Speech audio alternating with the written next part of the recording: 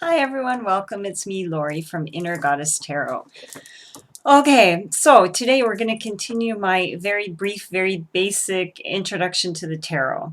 So when we last left off, we were still in the world of the minor arcana. So we're still there. We're not finished yet. So today I'm going to talk about the Suit of Swords. The Suit of Swords in the minor arcana. And we're going to look at Ace through 10 today because we'll look at the court cards in a separate lesson because they've got some other things going on. Okay, so let's dive into the world of swords. So what do we think about when we think about a sword? Well, a sword is a useful tool, right? You can do a lot with a sword, but it can also hurt, right? A sword can cut. So that feeling carries through the Suit of Swords. I don't want to say it's a negative suit because it's not, but it can sometimes indicate conflict on some level, internal or external, but we'll talk about that. So, as I've mentioned before, the Suit of Swords has to do or corresponds with the element of air. So, when we're talking about air, we're in the area of the mind, how we think, how we communicate and express ourselves. All those thoughts swirling around in the air in your mind, that's the Suit of Swords. So, as I say, our thoughts, just like a sword, our thoughts can help us and our thoughts can hurt us. So we feel that theme going through the suit itself.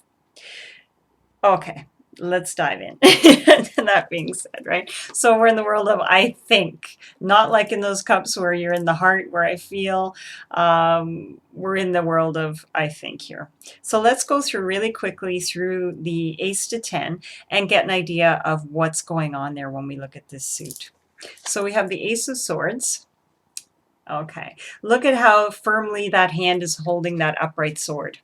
So it's one of the few completely upright swords in the deck, and that tells us something. There's a feeling of determination here. There's a feeling of idealism, commitment to an idea, commitment to a cause sometimes, commitment to the truth, right?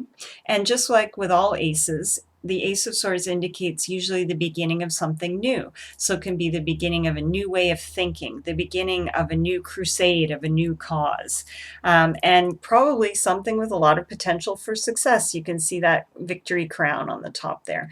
But it's going to take that determination and follow through. Okay. Then we move on to the Two of Swords. We have a different energy here, don't we?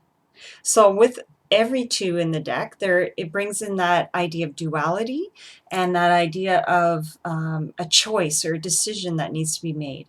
So when we see this card, sorry for the glare there, there's a feeling that a decision needs to be made, but this person is just not ready to make it. Look how much energy it would take in reality. Imagine holding up those two swords like that, how much energy that would take. So that person's expending a lot of energy to stay right where they are, to not make that decision. So there is a feeling here, though, that further reflection, further thought is necessary before that choice can be made. But that choice will have to be made in order to move forward. Otherwise, you're just going to stay stuck here. Okay, Three of Swords. Well, that's a pretty evocative image, isn't it? Sorrow, disappointment, heartbreak, stabbed in the heart.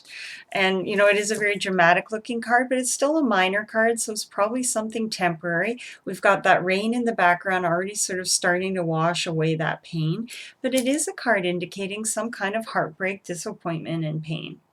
Right? So when this card comes up, it's good to be aware of that and think about, is that external pain, internal pain? What can we do to sort of move forward away from that? Four of Swords. This is a restful card. So with the four, we have that feeling of stability that we've seen before, but this is a card of peace, of rest. It's often indicating that you're in a time when you need to take that rest. You need to withdraw. Perhaps you need to withdraw and think about something. This often looks like a meditation card to me too. So there's a conscious decision here to withdraw, to look within. But if it's coming up even in a stress related, that's another thing. Swords often indicate mental stress. So this card can be telling you it's time to withdraw, heal, rest. Take the time you need. Okay, so the Troublesome Fives. The fives often indicate a challenge, a hurdle that needs to be overcome. And we're no different with the Five of Swords here. So look at this figure on the card. We see this sort of, can you see his face? I'm not sure I like the expression on his face.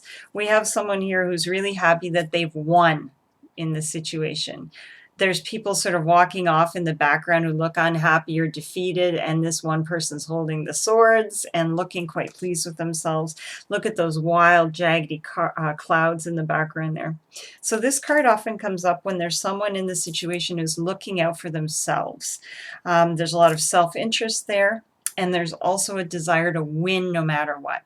So you may ask yourself in this situation, you know, you're being competitive, you're striving to win an argument, for example, but is it a real win? Do you really win anything, or is it a temporary win and then you succeed in alienating some people in your life or hurting yourself in some way? Okay. Six of Swords. This is a calmer card. It's got some sadness to it, I always think. The image in the card has a feeling of quiet, of sadness, but at least we have moving forward here. So you can see the figures in this boat are moving forward. They're moving away from something painful towards something safer and better. But it isn't a joyous celebration, but it feels like the right time, the quiet time to move forward towards something safer, towards something better. And hopefully at some point you can let go of those swords. You can throw those over the boat, because those swords are pain that you're carrying with you, worry that you're carrying with you.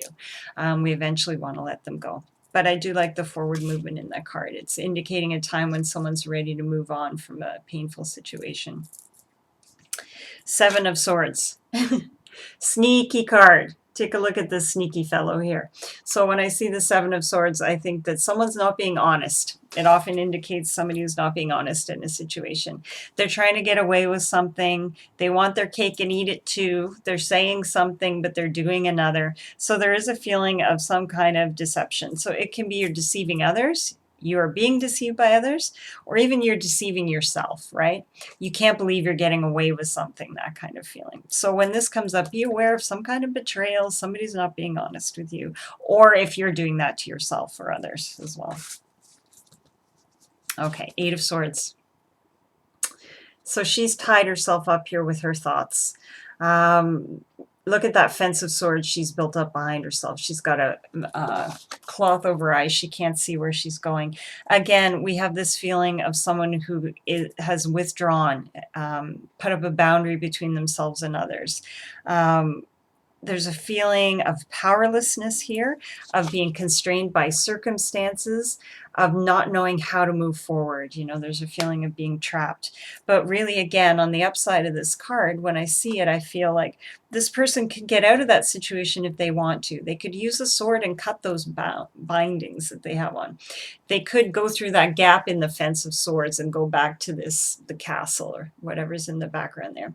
So again, it feels somewhat self-imposed. So if you feel trapped in a situation, find the way out. There is a way out. You just need to perhaps change your perspective, look in it a different way, get yourself out of that situation. Okay, Nine of Swords. Oh, we've all felt this way, I think. Look at that card. This is a 3 o'clock in the morning, waking up, can't sleep, thinking, oh my God, what am I doing? What have I gotten myself into? I'm so worried, worried. This is a card of anxiety, sleeplessness, worry. And the thing is, when this card comes up, to remember the swords are all those thoughts that are swirling around in our mind. And when we do that, the situation can tend to seem worse than it really is. So when this card comes up, it's probably time to take some action. Tell somebody what's going on, or do something to get out of your own head, rather than just letting things build up in your mind. But I think we all know that 3 o'clock in the morning worry, and we want to get ourselves out of there. It doesn't really ever help a situation, does it? Okay, and the Ten of Swords, perhaps one of the most dramatic, melodramatic, dramatic-looking cards in the deck. Okay, we have really someone here who's stabbed in the back, don't we? Ten of Swords. Like all the tens, it usually indicates an ending, something coming to completion. So boy, this is an ending, right? So when this card comes up, yes, something's coming to an end. But we do have the sun coming up in the background. So when this card comes up, it's often a feeling of like, I cannot take this anymore. It's got to stop, right? So in that sense, it can be a relief. it can be a release, right? So then after the pain of this situation, letting that go, then we're reborn. There's a new dawn, there's a new day, that kind of thing. But being in this situation is not so pleasant. It's just, at least, thank goodness it's over, right? Okay, so that was a lightning fast walk through the Suit of Swords. The Suit of Air, we're in the realm of I think, not feeling, not being in the heart, not being in the intuition, being in the mind. So that has its good points. It has the idea of being decisive, quick thinking, intelligent, um, a nimble mind, an articulate person, a great writer, a real communicator. On the other hand, we can hurt ourselves with those swords. We can hurt ourselves with the way we think. We can hurt others with the way we talk to them. We can tell them the truth. We can tell ourselves the truth, but do we do that in a diplomatic way, or do we do that in a hurtful sword kind of way? So, swords are challenging, yes, but they can teach us a lot when they come up in our lives and in our tarot spreads. So thanks for listening. I think, what are we down to? We have only the Pentacles, the Suit of Pentacles. So next time, join me for a quick discussion of the Suit of Pentacles. We're moving into a much more grounded place when we leave the swords and move into the Pentacles. So please stay tuned for that video. And feel free to let me know what you think in the comments. What do you think about the swords? Do they resonate with you? Do they put you off? How do you feel when those swords appear in your life, and how do they manifest in your life? For further information about me and for more tarot goodies, please visit my website at innergoddesstarot.com. Thanks, bye.